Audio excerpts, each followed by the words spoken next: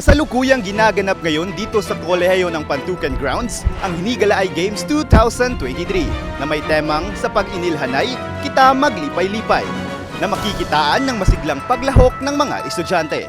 Kabilang sa mga larong tampok sa naturang event ay ang Sack Race 2.0, Human Centipede, Fill the Pail, Action Relay, Puzzle Craze, Disney Princess, at ang Surprise Games. Ipinapakita ng mga mag-aaral ang kanilang kahusayan at determinasyon sa mga iba't ibang laro na nagpapakita ng kanilang kakayahan sa iba't ibang larangan.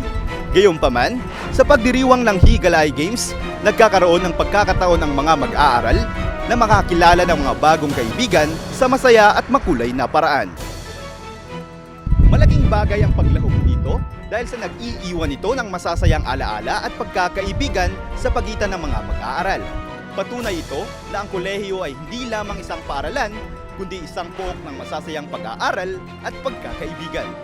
Samantala, inaanyayahan ng lahat ng mga estudyante na manatiling nakaantabay para sa kapanapanabik na mga pangyayari sa Hinigalaay 2023. Ito si Felix Magalasin, and we will never be silent.